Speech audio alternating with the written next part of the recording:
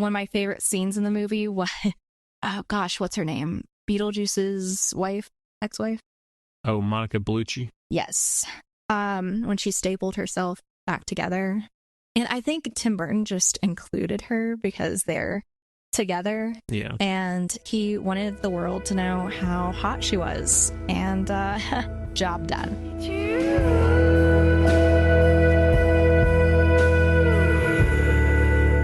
Hello, everybody. Welcome back to the Film Buds podcast. This is episode number 568. And my name's Henry. My name's Elle. And this time we are going to be talking about Beetlejuice Beetlejuice. And then some Letterboxd reviews as always. And then counting down our top 10 Tim Burton movies of all time. So thanks as always for joining us. Make sure to rate, review, subscribe, all that good stuff. And, well, how you doing? Doing all right. I've been pet sitting like every day. So it's going to be really nice to wake up and not have to take care of a bunch of pets. So looking forward to that. Cool. Yeah, what's been going on with you? I mean, not too much. I mean, I've said everything. Oh, Yeah, okay.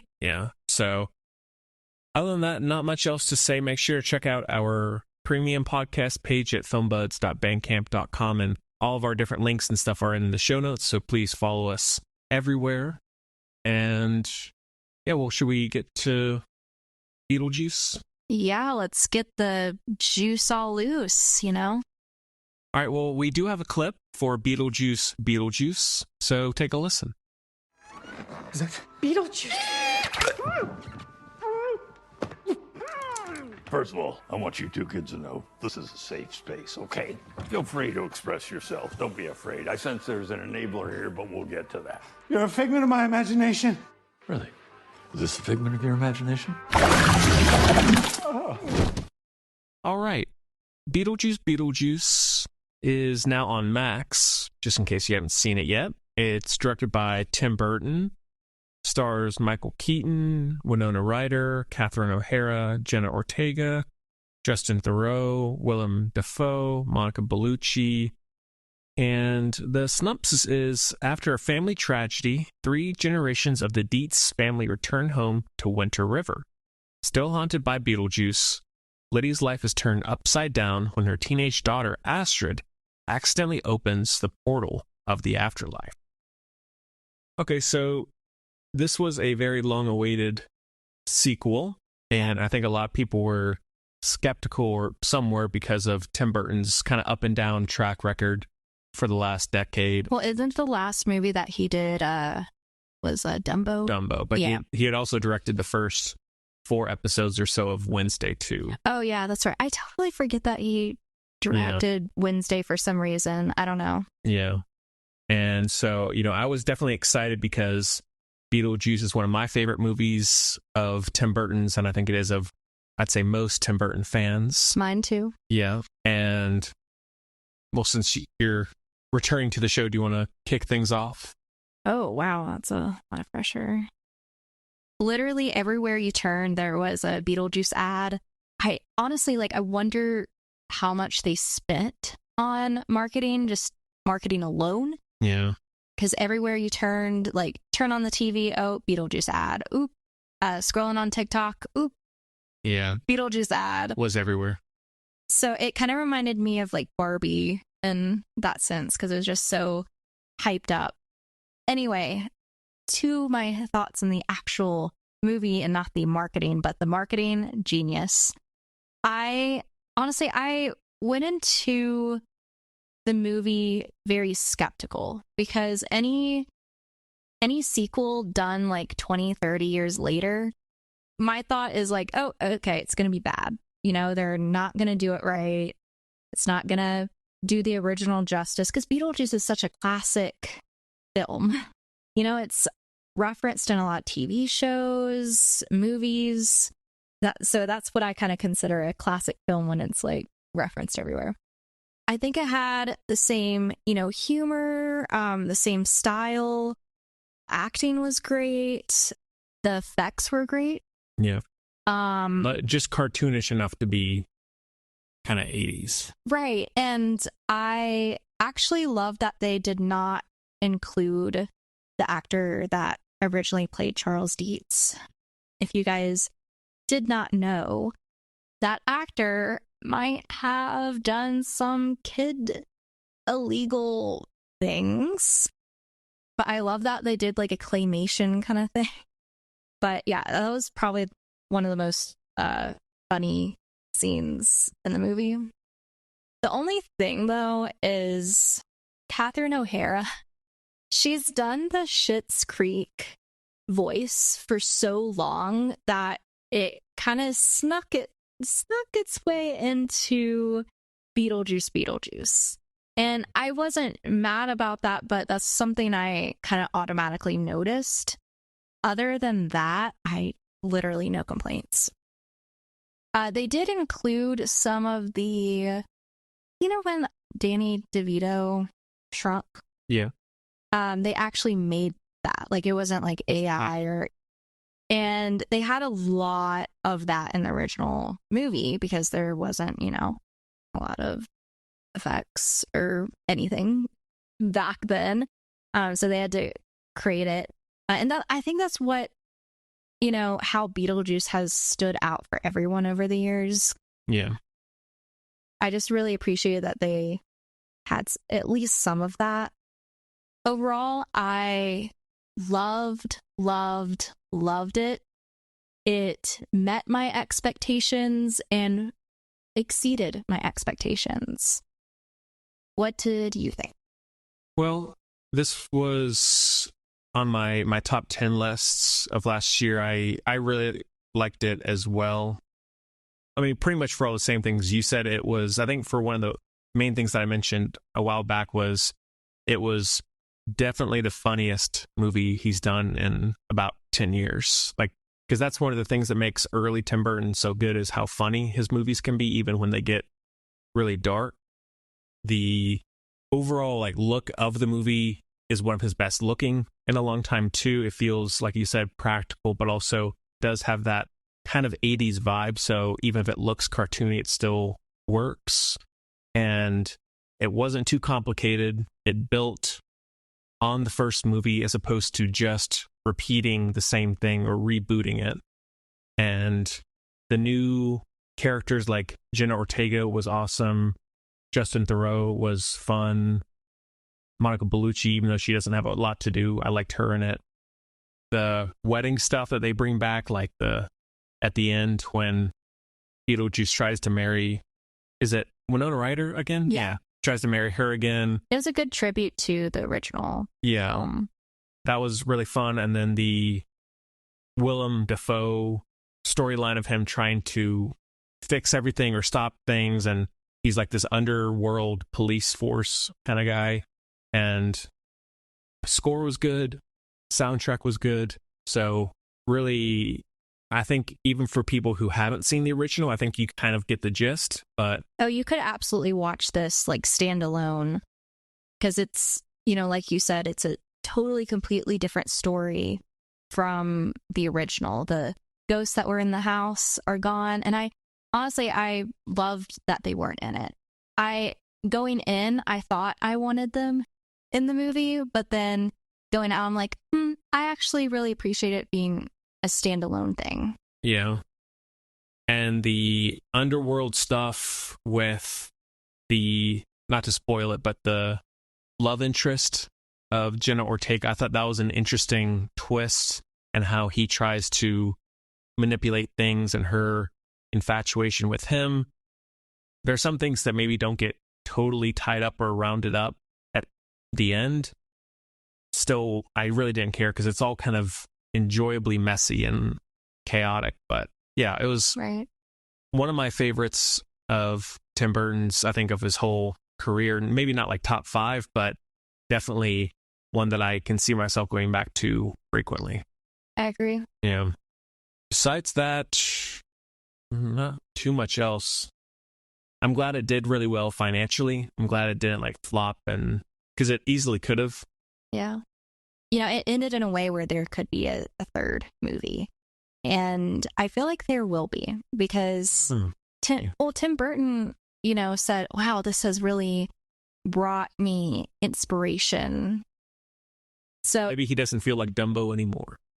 right, zing. I hope this is the first of many movies to come from Tim Burton, because I am a huge Tim Burton fan. So big, I am dedicating a whole leg to tattoo pieces from his movies. There you go. So, All right, well, it's a heavy 4.5 for me. it's a 5 for me. 5. All right. Let's do some Letterboxd reviews of Beetlejuice 2. And as always, if you want to have yours read, or if you have a suggestion for a movie that you want to see reviewed so you can have yours read on the show, just let us know in any of the contact forms in the show notes. So we'd be happy to indulge you. Here is the 2-star rating from, I literally cannot pronounce this, Akakala Cha? There you go, I butchered it. They say, the juice is flat. Colorful sets, eccentric characters, loud music, so over the top, but somehow, dull. Doesn't have the energy or magic of the first. A collection of subplots stitched together into a directionless mess. It's trying so hard at everything. Well, I completely disagree with you. Don't know what you watched. Wasn't Beetlejuice, clearly, but okay. Barbieist, hard to say which one, let us know, gave it 4 out of 5 and says, so nice to see Tim Burton having so much fun with this nonsense movie. Evasive, or evasive? Probably evasive. Okay. I'm sorry, I cannot pronounce y'all's usernames. You're too creative for me. They rated it 3 out of 5 stars.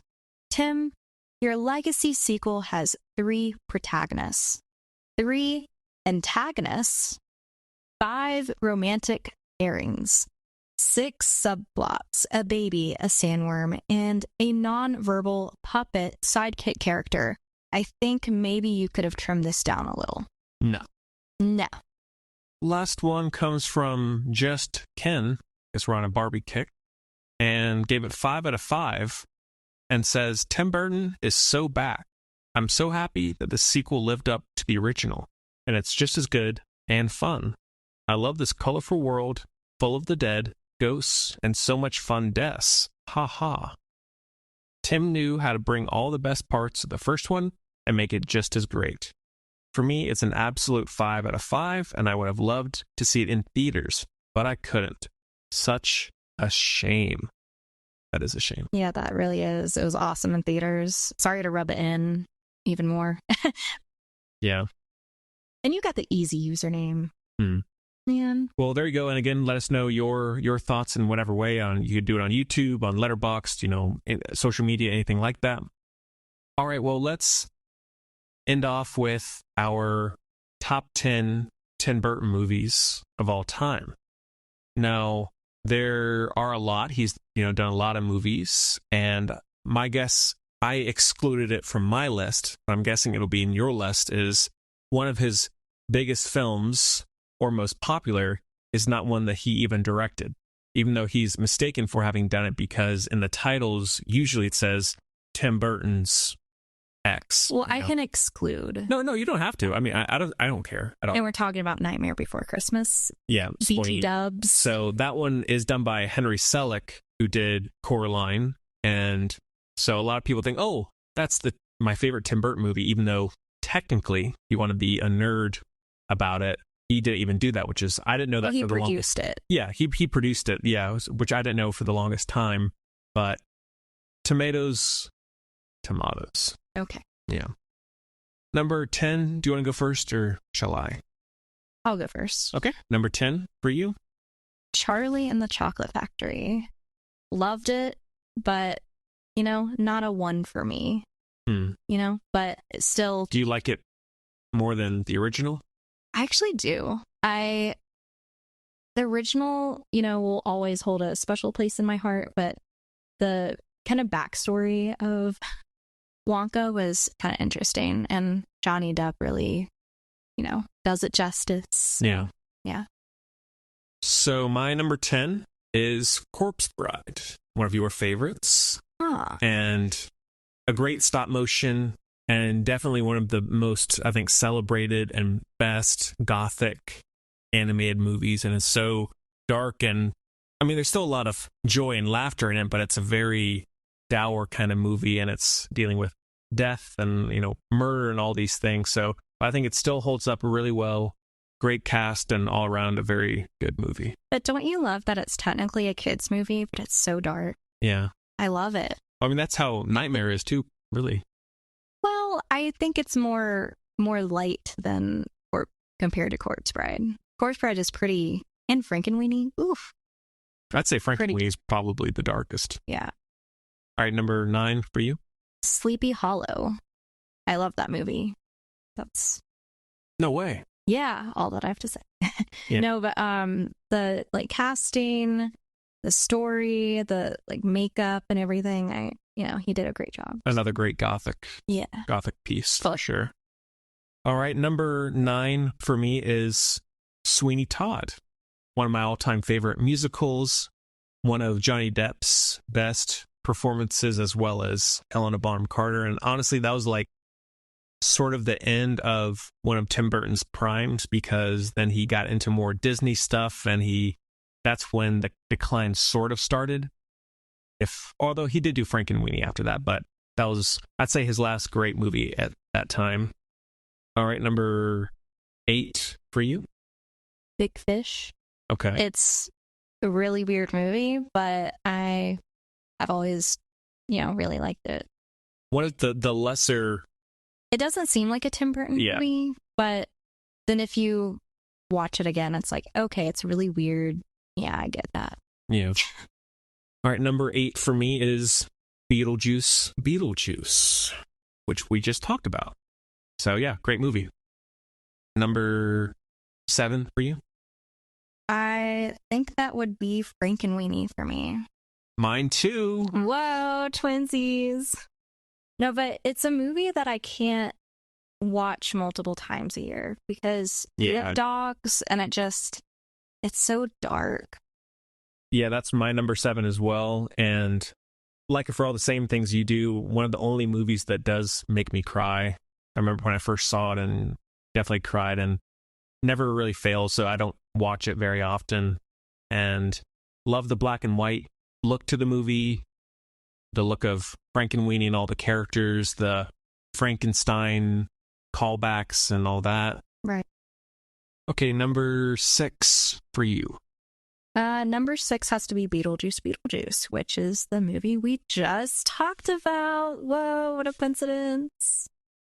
All right, number 6 for me is Edward Scissorhands. Of course, a classic, a favorite by many, and launched Johnny Depp's career for the most part, and remains one of their most celebrated movies, and has been very influential, and even for a Halloween costume, the guy's killing it. But really has both the gothic stuff as well as that super bright suburban 60s lifestyle that Tim Burton has in a lot of his movies. And yeah, really never really gets old. One of those. Number 5 for Number 5 for me is Alice in Wonderland.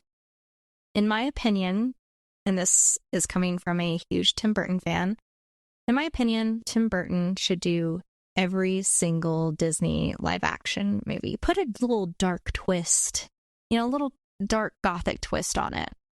But I loved everything about Alice in Wonderland. I loved that it wasn't the same thing, necessarily, than the cartoon. Yeah.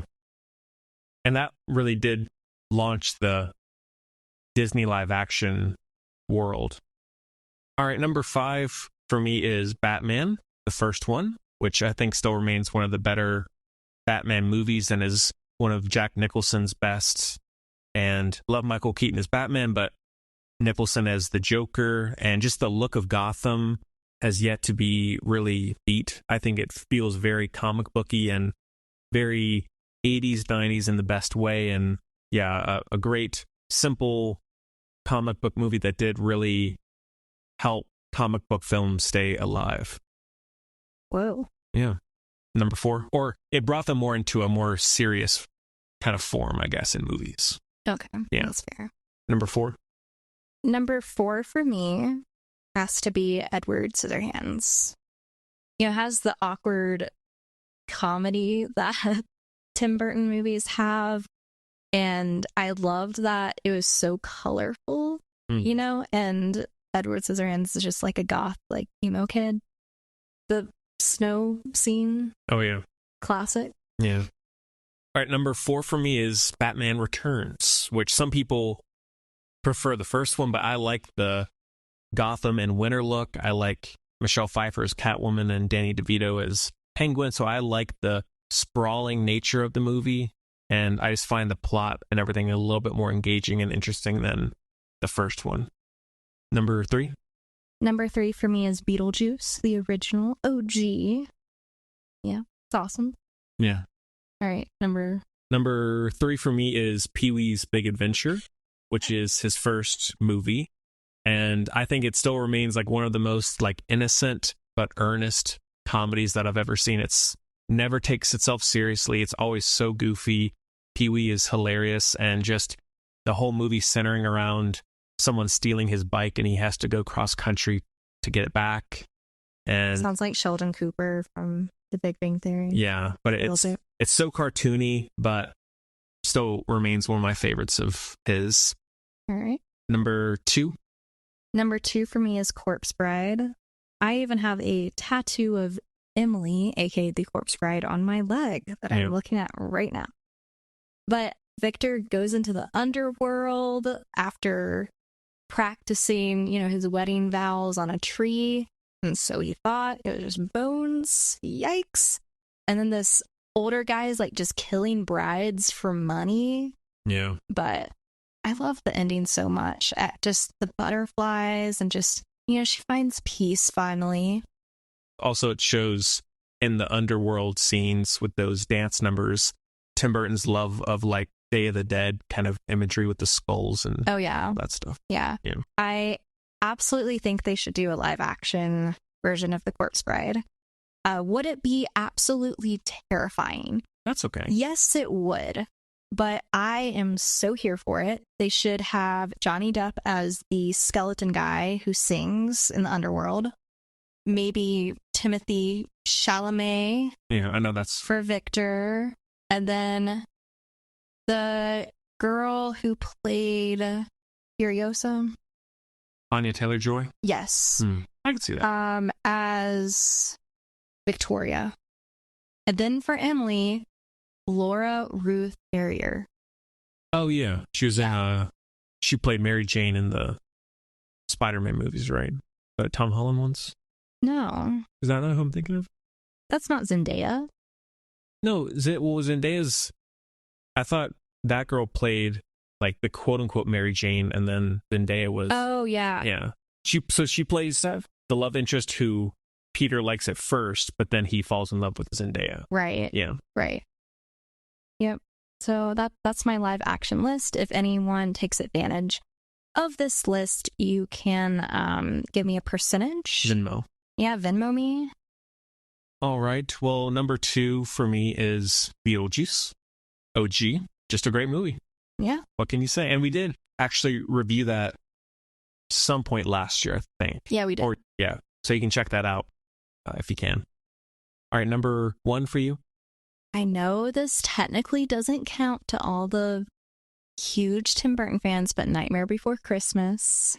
It's one of my all-time favorite movies and actually got me into the Tim Burton verse. Yeah. And it made me really love Tim Burton movies, even though it was produced by Tim Burton, not directed. And I mean, it is his story. So, I mean, he was really the creator of it. Yeah. But we saw it for my birthday in theaters, the 3D version. Yeah. That was so awesome. It gave me a little bit of vertigo and I felt like an old lady because of that. But other than that, it was amazing. It's a movie that I can rewatch over and over and over again And it's a movie that's so close to my heart. And I even got Jack Skellington tattooed on me because it means so much to me. So thank you, Tim Burton. All right, well, number one for me is Ed Wood with Johnny Depp. Interesting. Yeah, about the guy who's considered to be the worst movie director of all time. And Johnny Depp is this super like earnest director who is making horrible movies, but he absolutely loves them and nobody understands his vision. And I think it's definitely a sort of self-awareness of Tim Burton of, I'm making these crazy, cartoony, visually, ridiculous films. You may not understand it or you may not get it at first, but I love them and he has a passion for them. And so I think it's in some ways a commentary on himself, but looks amazing. The behind the scenes of Hollywood, Johnny Depp is doing one of his best, I think, and really a lesser known Tim Burton movie. And maybe because it's in black and white, less people want to see it, but it's really worth checking out. And it's one of his funniest, especially. So yeah, my number one. I don't think a lot of people would say that. What? I don't think a lot of people would say that for their number one, but I really appreciate that you said that. Thank you. Because not a lot of people know about it. Wow, that's what I'm saying. Yeah, I'm just putting that out there. I would check it out if you like Tim Burton or if you like anything dealing with Hollywood or movie making. I think it's a good movie to watch, or if you like Johnny Depp. So yeah, well, there you go. And let us know your top 10 lists, top 5, what you think of our lists, if they are good, if they suck. Let us know in whatever form that you can, if that's what you'd like to do. And yeah, bring on the hate comments, man. Yeah. All right, well, I think that is about it for the show. As always, subscribe, rate, review, share across the internet stratosphere universe. And yeah, just thanks for being here as always, and always nice to have you back on the show. Thank you. And I know I say this every single time, but I do actually plan on being on here way more often. I'm going to make a schedule. I know I always say that too, but I'm serious. 2025 is the year of Henry and Elle and the Film Buds. Every week, let's go. Let's do it. Which, I mean, when this episode is being released, we're already kind of into this, but we are doing it weekly now, as is obvious. And so that will make it easier as opposed to the like dailies and stuff that was harder to organize. And only doing one movie kind of takes the pressure off a little bit, and so it's kind of easier. We're trying to find the middle ground of what we can do. So yeah, well, hope you enjoyed it. Thank you guys for having me. Oh, thank you for listening. Anytime. We'll see you next time. All right, bye.